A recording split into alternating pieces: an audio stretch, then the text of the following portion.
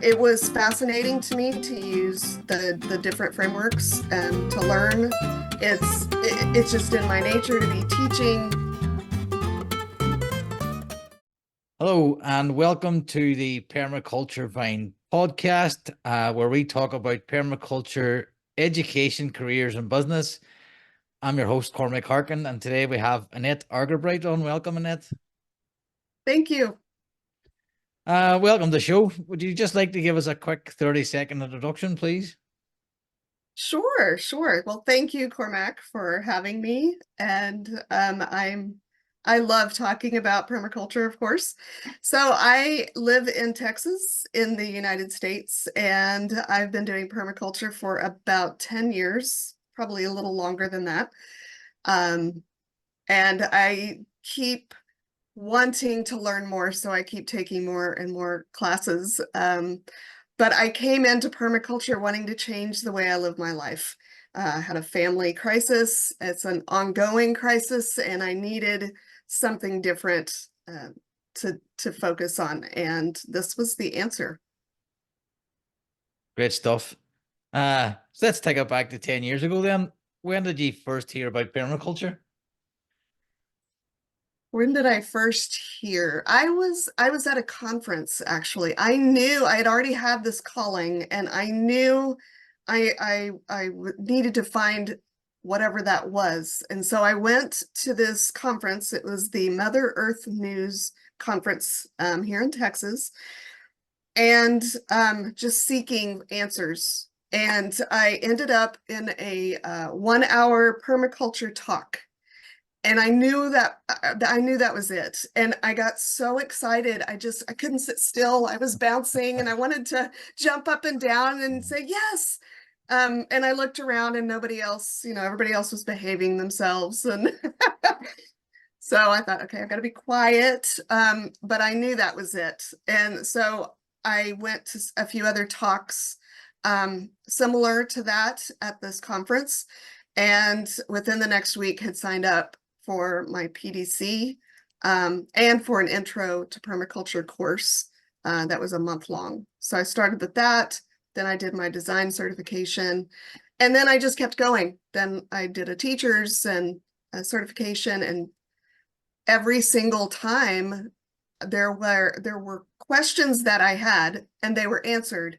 But by the time it was over, I had another long list of questions. So So you didn't mess about then from the Mother Earth News straight on to PDC. yeah, I had a recommendation from that conference for an intro, and so I did that through Oregon State University. I don't think they offer it anymore, but and in the meantime, I started searching, and I think it was less than a week when I found the closest design certification in person to me, and I had registered, and it started 3 months after that course, and so I just jumped right in. Right. So tell us about that in person. Was it the 2 weeks? No, it was a 7 month long permaculture course.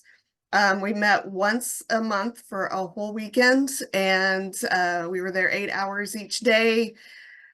We had our food catered by this great group, and we would all bring things from our garden, and they would prepare food with that. So it was wonderful. And we got to know each other so well. So it was a great group. And then and we met at the same place every month, and just had different speakers and teachers, and so it was great. Yeah, that sounds good. Especially if you're building that community as well at the same time. Mm-hmm. Mm-hmm. And then were you gardening at the time, or was this your introduction to gardening? Well, I did garden some, and I had been working with some alternative gardening techniques and dabbling in like a mini orchard and putting trees closer together and pruning them and things like that. And I had started with an aeroponic system as well. So when I moved to where I'm at now, wanted to combine permaculture and aeroponics. And so I have both. And so it's been fascinating to watch how both of those systems work, and one extends the season and one builds the soil, and I think they work beautifully together. But that's me. I love both. Looking at it's a big experiment, right? Yeah, So I've never actually, I've no experience of aeroponics at all. okay, okay. But how does that work? Aeroponics, it's a form of hydroponics, but the water, it's called a tower garden, and the water shoots up through the center of the tower, and then it rains down inside the tower, but on the roots. And then it's on a timer, so when it is not running, then the roots are suspended in air, which helps to kill off some bad bacteria and pathogens. And it just helps them rejuvenate a little bit. And it's pretty fascinating. I can pull each plant out and trim or prune the roots. It's also educational to look at each of the root systems because they're all so different. So Yeah, that's anyway. class. I'll have to look into that more. So what made you then do your teaching cert after your PDC? Well, I've been teaching. I'm a homeschooler, and I've been homeschooling for more than 20 years. So it's just in my nature to be teaching, and I wanted to teach a PDC, and so the teacher's course was offered through where I took the design course. So we did that, and it was another really great class. And then at the end, we spent 3 days designing our PDC and moving forward with that. So it was a wonderful experience. And then I've been able to take that information and go from there. I did take a second teaching certification through the Children in Permaculture out of the UK as well. So, and completely different perspective. Well, not perspective, but focused in on the children. So very helpful. Yeah, I suppose that helped with the homeschooling as well. Yes, yes. And now I'm writing my own curriculum. So it's using that information and information I've used over the years. So it's nice to collaborate all of that information into one project, and see how well that goes. And so the first teaching qualification, you designed a PDC. Did you teach that PDC then? Not that one, no. That one kind of fell apart at the last minute, which was sad. But I have used what we developed since then. So I've and used it with other PDCs. So yes. Great stuff.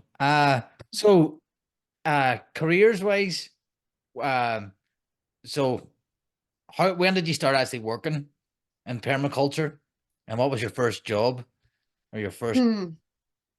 Well, I started very soon after my teacher's certification, doing some intro to permaculture courses through my city, and teaching different things. And then I started a youth program, and so we were teaching courses through that. So little bits here and there. And then I did start offering consultations, but I didn't work. I guess it's been about 3 years. The past 3 years, I've worked a lot more full time in permaculture. Yeah, and who's that? Is that self-employed? Well, Freelance work? self-employed as well. Yes, lots of different things. Uh, So self-employed, and I guess all of them are, but I had a business called Oliver's Gardens, and that was, I went to market with some different foods and microgreens and herbs and things. It had guest rentals and did consultations. Then I have family permaculture with two other design colleagues. And we do family-based permaculture courses. And then I also work with Food Forest Abundance as head of installation, a designer and educator. So yeah, juggling several things. Well, what I And say, then, multiple sources of income is a good thing. Uh, yes, yes, I think that's the way it needs to be with permaculture. Lots of eggs in several baskets. well, I still haven't made the transition to full-time permaculture career yet. Ah, I still have one toe still in the day job. So yes, uh, it is a progression, definitely. it is. Um, so you mentioned their family permaculture. How, Yes. how did that come about? Because a lot of people, as like myself, I've tried working with others, and Mm, the ebbs and flows. People just have different It, pressures on their own life. It's very hard to get that balance, I find, working with people. How it do- how, does. how Yes, did you yes. how did that story go with family permaculture? Well, okay, the youth program I started early on was with a couple other people from my PDC and teachers course, and it couldn't take off. And so we tried again, two of us, and it still didn't really take off. So then I took the children in permaculture course. I told her about it, and she met our third colleague, and we were about to start working with Perma Youth Americas, and at Perma Youth is out of Australia, so we wanted to bring it to America, and we met our third colleague who's out of Costa Rica, and so he said, I want to be a part of this. Let's call it Perma Youth Americas, and we'll just do all of the Americas. And so we did that.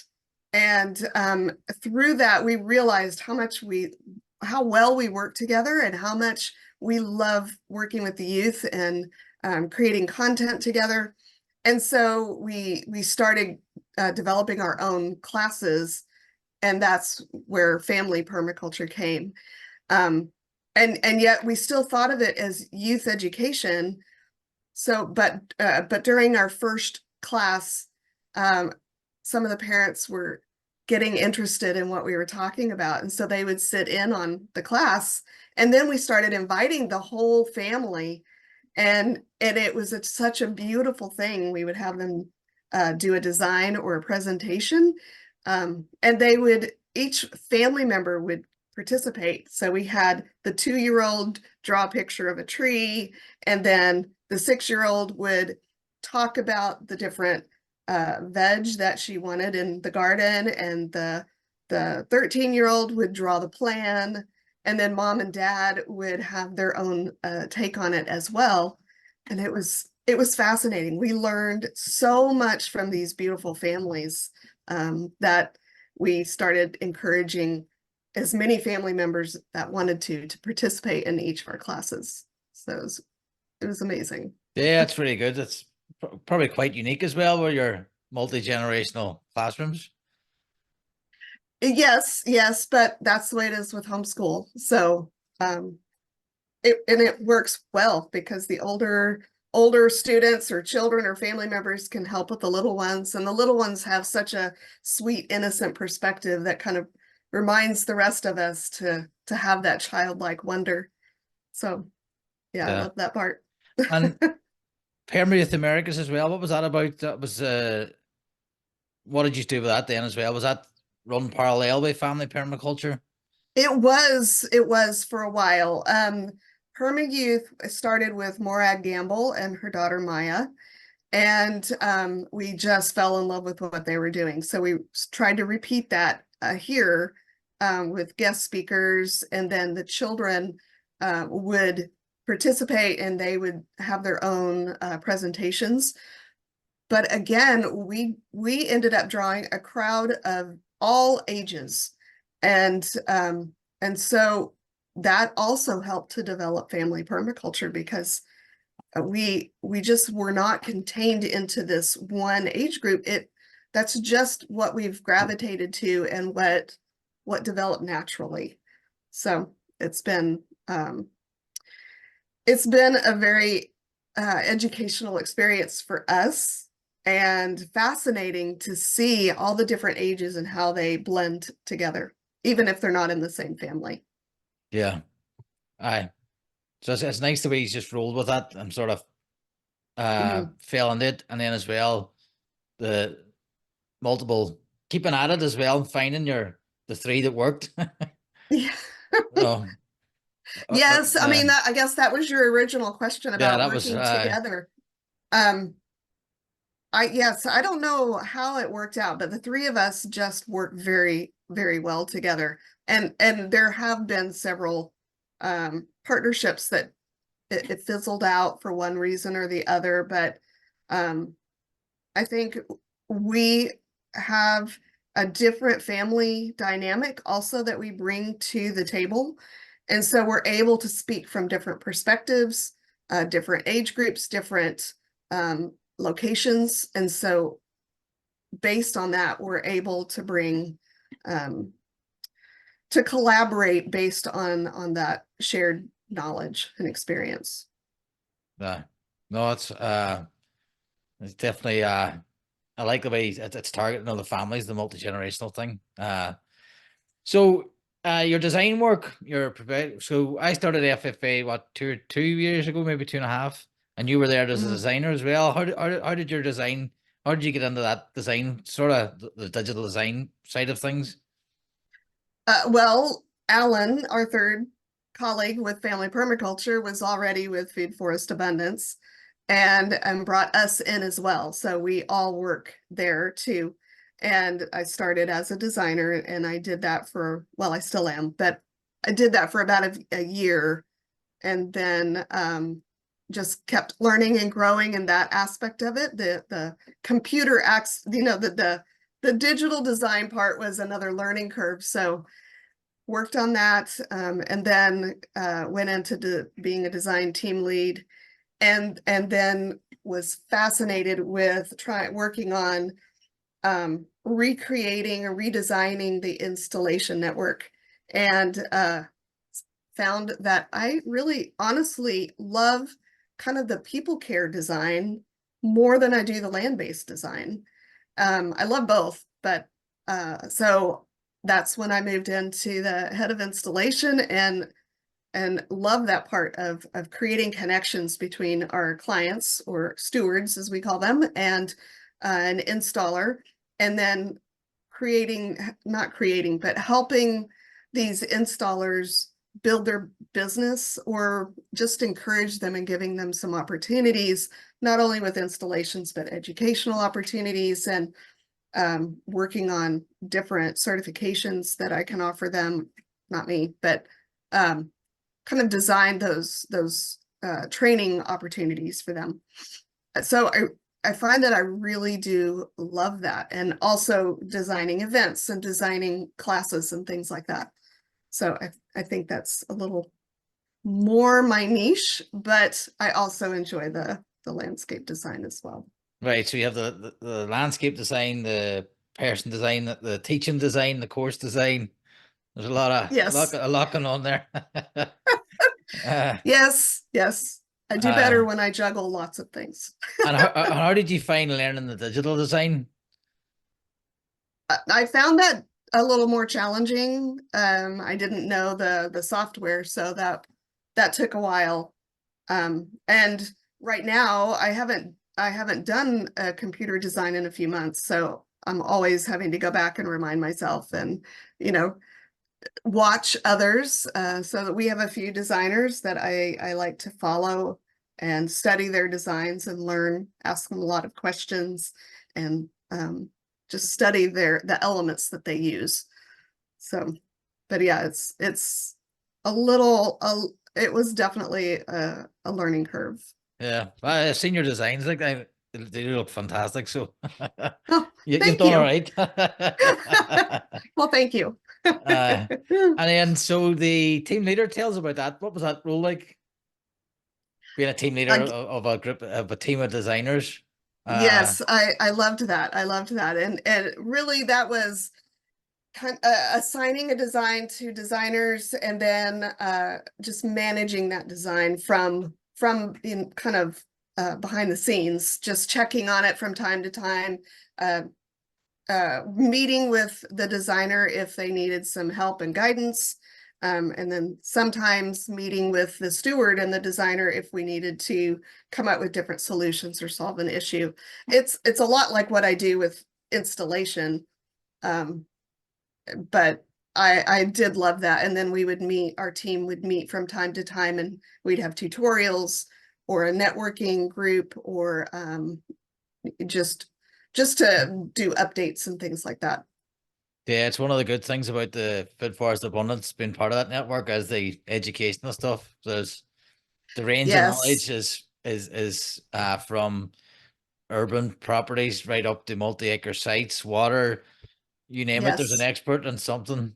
No, there's an expert in every topic somewhere. There is, and in every climate. So it's great if you're doing a design that is a climate you're unfamiliar with, you can always find somebody that has that skill set and knows what works there. So I do love that. Yeah. Right. So recently I was at your presentation. What did you call it again for your diploma? For the Applied Permaculture Yeah. Design Diploma. So Yes, and tell us thank about you so that. much. I know Sweat. I enjoyed the experience. It was nice being part of that and seeing like because I just started the diploma. Well, I say just started about 4 or 5 months in. I haven't done anything yet. I'm still at the what do you call it, the observation stage. Yes, yes, And that's it. yes. That's the permaculture principle I'm using as an excuse for not having produced anything. Observe and interact. So I'm interacting. I'm going to all the meetings and observing. Uh, That's great. That's great. uh. So do you want to tell us about the applied diploma, that process? Yes. Okay. I loved that process. Sometimes frustrating, but like I said earlier, I still had a lot of questions after all the classes I had done, and so I learned about the diploma and I wanted to learn more. So I actually did another one prior to this, and it was just me and my mentor, and it wasn't through an association. And it's the same though. It was 10 designs. And by the end of it, I still had more questions. So I Uh, I had, by then I was in children and permaculture and with the Permaculture Association, and they also offered the children and permaculture is a separate organization. My teacher there is with the Permaculture Association. And so I love their diploma process. I had checked out several different places, and I just like how they do that. So so I signed up, and it's still 10 designs, and it's based on um, diving deep into the frameworks of permaculture design, how to use the tools, the ethics, the principles, the um, different courses, books, and working with different people. So I also did half land-based design and half people-based design. Again, people being events, classes, and even an inner journey design, which I think is that known. I know it was the hardest design I've ever done. But I learned the most from that. So it was fascinating to me to use the different frameworks and to learn how to use different tools. And because it's based in the UK, it's very different how not very, but it is different how permaculture is practiced there a little bit than it is in America. And I found that very useful. It made me a much better designer because I was able to apply things there that I hadn't been applying. Um, and then it opened my eyes, and I learned so much more about work that's going on around the world, and then really dove deep into the principles and ethics to the point where I feel like the principles are my friend, a lot of them, and they help me to tell the story. It's not just, okay, I see how use edges and value the marginal works in this garden space. It's it's teaching me about how to work through the areas of stuckness, is what I refer to them as, within my own life, or transitional moments in, events during the day, our lives, a garden space, whatever it is, and seeing how they can be not rewritten, but written for yourself. We all have our own principles that we haven't recognized yet. It's those things we say to ourselves all the time, that kind of guide us. Those are our principles.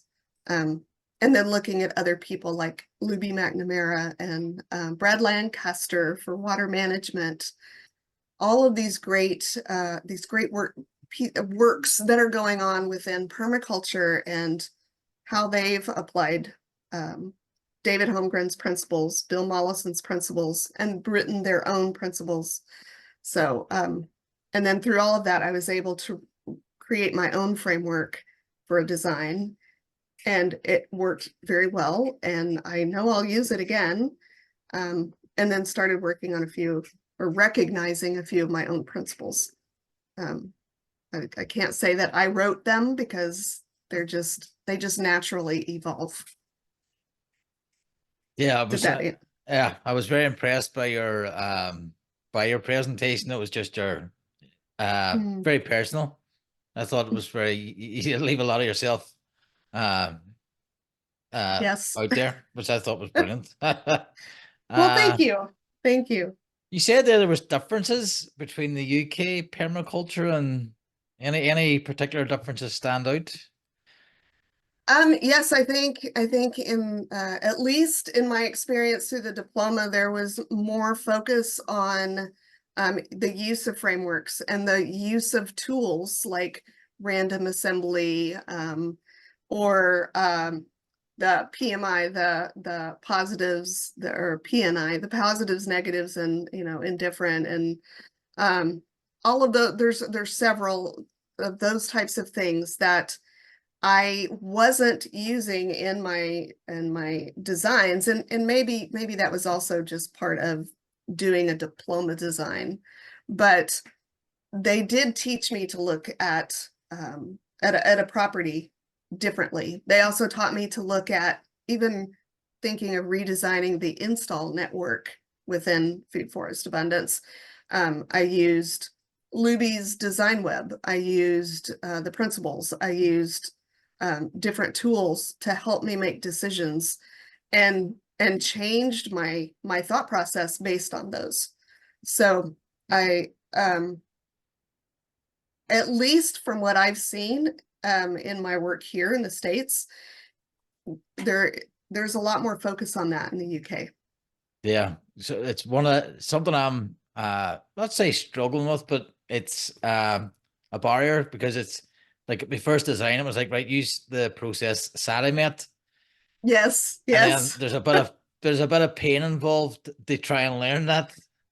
And There then it's is. like Yes, putting your ego aside and go, well, I'm a designer. I just, it comes instinctively. And it's exactly, like, no, exactly. go to the framework. So I'm Yes. slowly just going through all these things now and trying to learn them. Oh, yes, it is Mm. very hard. It was hard for me too. And I think about half of my designs I did, and then thought, supposed to put this in the framework, and then tried to go back and fit it in. And it works much easier if you start at the beginning. But I'm like you, a lot of that is just instinct. I still really don't pull out the framework until I'm stuck. And then I go back and look, and oh, I missed a step. And it's just a good reminder. It's a guide. Yeah.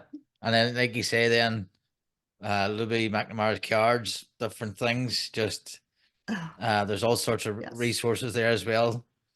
That I'm just Yes. learning about as well, because in a few of the meetings, they were talking about different things, and I'm like, well, what's Libby's principles? It's Yes. like, all right, I had to go Google it while I was still on the call. Yes. So even just participating, it does open you up to all these different things that you wouldn't otherwise have. Yes, it does. It does. It's one thing to go through your PDC and learn about the ethics and principles. I mean, they're a lot. It's a lot to look at them all and to understand them. And then you start to go through a process and you see it in action. You see use edges and value the marginal, or observe and interact, or produce no waste. But I mean, produce no waste. Let's take that one. It's so easy to think, oh, okay, well, that's easy. I'll recycle, or I'll make different decisions at my purchase point, or I'll compost. But then you put in your own needs, and then you realize, oh, I'm part of the ecosystem. I'm part of nature. My needs are also part of the consideration, and that may change your decision. It's just looking at those and taking them into a new dimension. And then suddenly they start to tell the story, and they start to reveal themselves as you walk around all day, and suddenly it jumps out at you and you think, I never thought of it that way before. And I don't know, I find them just completely fascinating.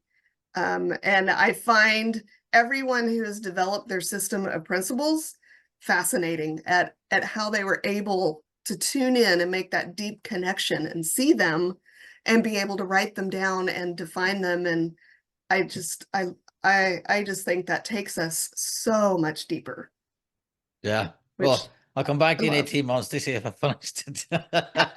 Well, I'm happy to help in any way I Uh, can. that's great. I've just a while lot going on at the minute, so I do intend, once I get through this hump, I'm a bit of a hump at the minute with a lot of things on it. Once just to focus on that then. Yes. I probably jumped on it a bit too early, but sure. That's okay. That's okay. I've Uh, I've known several people that have been working on their diploma for about 10 years. And they, yeah, and they're finishing, but uh, so you're good. no, I'm not putting myself under any pressure. Good. So as well, during the thing, you came out of the diploma as well with a book, was it? I am working on a book.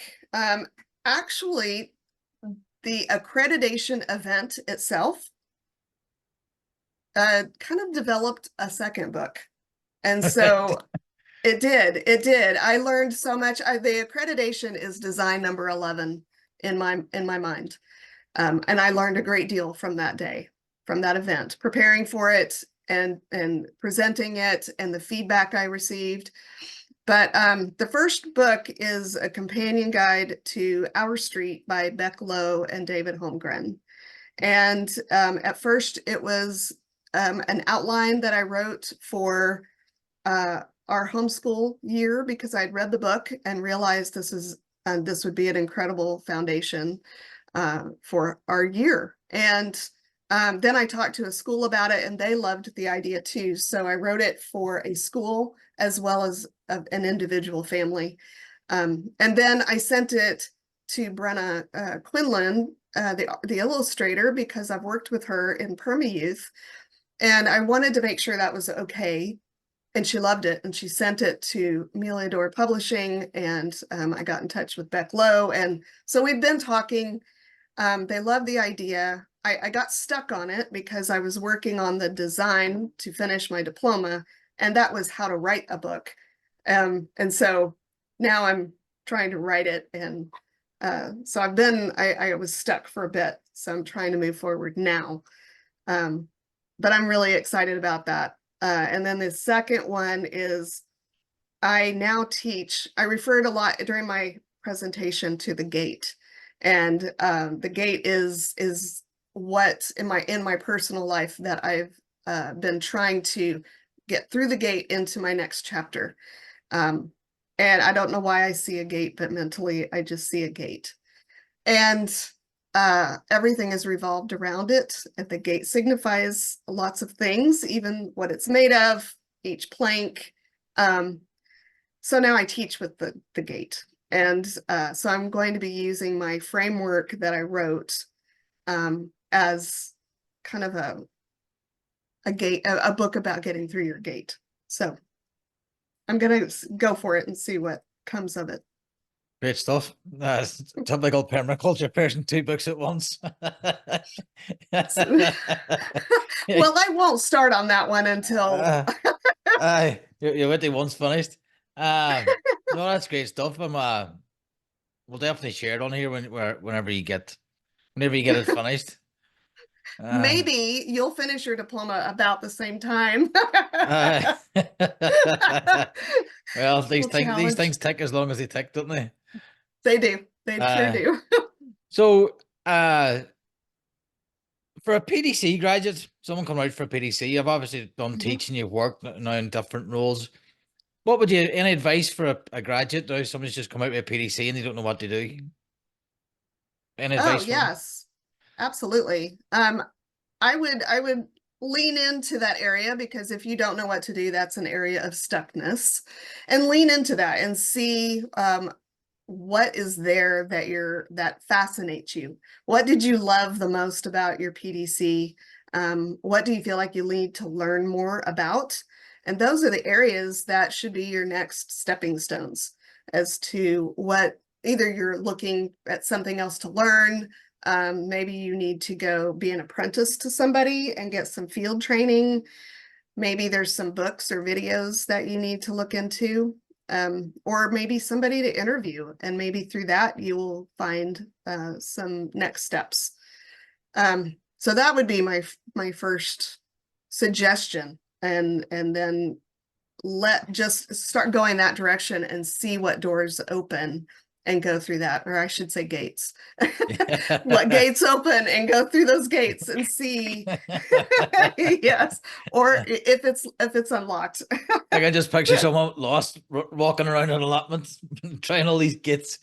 Oh, I love that. uh, Yes, and my diploma was titled Unlock uh, because my gate was locked.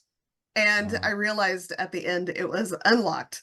I was still kind of there, but the gate was unlocked. So that's a really good analogy. I like that visual. and then, so for all your teaching experience as well, someone who wants to be a teacher, uh, Hmm. any advice for them? What kind of path they should take? Do a teaching cert maybe, or I think there's a lot of value in the permaculture teacher certification because it is obviously very permaculture based. So you may have a lot of teaching experience, but I think that it just brings all of that together. If you are interested in teaching children, I would advise looking into the children and permaculture courses, and that's invaluable because it teaches you from that perspective, and then to how to be a practitioner within that. Um, and then just start figuring out what is your passion.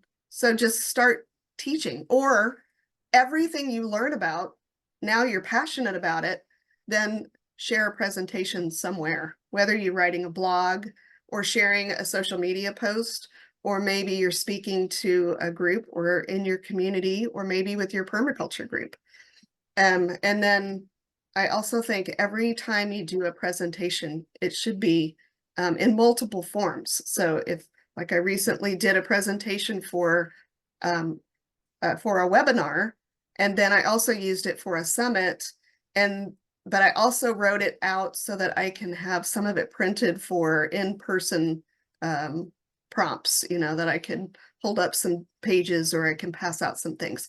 And it just helps me to be able to then offer that class or talk in several different venues. So I would recommend that because it also gives you a lot of different opportunities and ways to learn about what your passion is.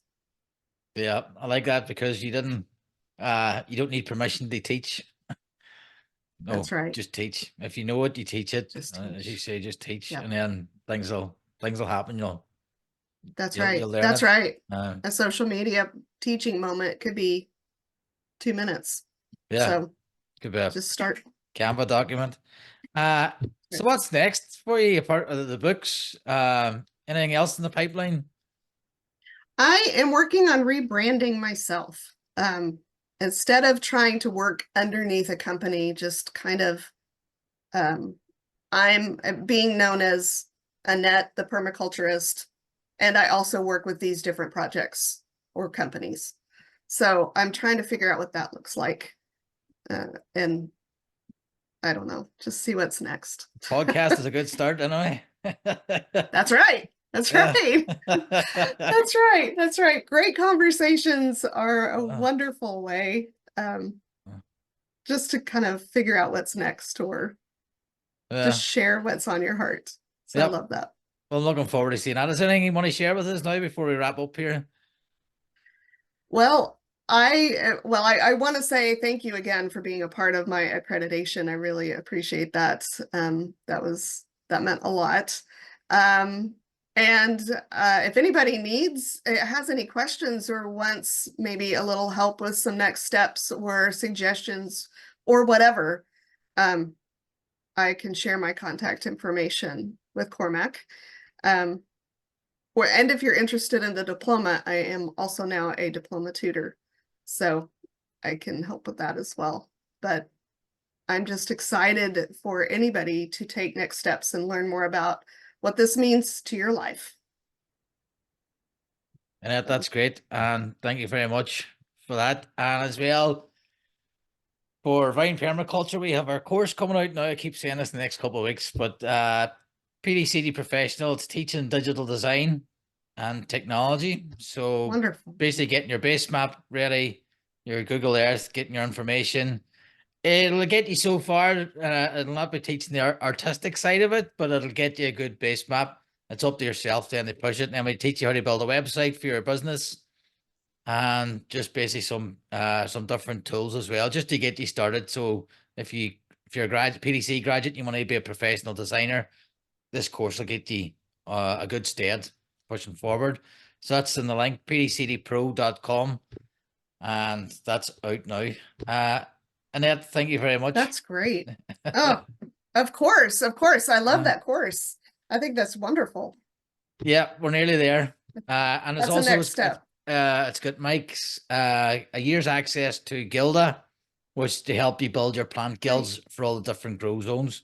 So if you are designing zone 8, you want an apple tree guild, it'll I'm going to say spit you a guild. it'll give you a list of plants that are appropriate to plant for that grow zone.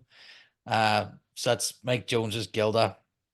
Yes, and that's wonderful. That's great. Yeah, and we use Affinity too, which is cheap and cheerful. Yep. Yes. Annette, thank you very much. It's been really nice chatting to you, and thanks very much for sharing. Well, thank you, Cormac. See you all next week.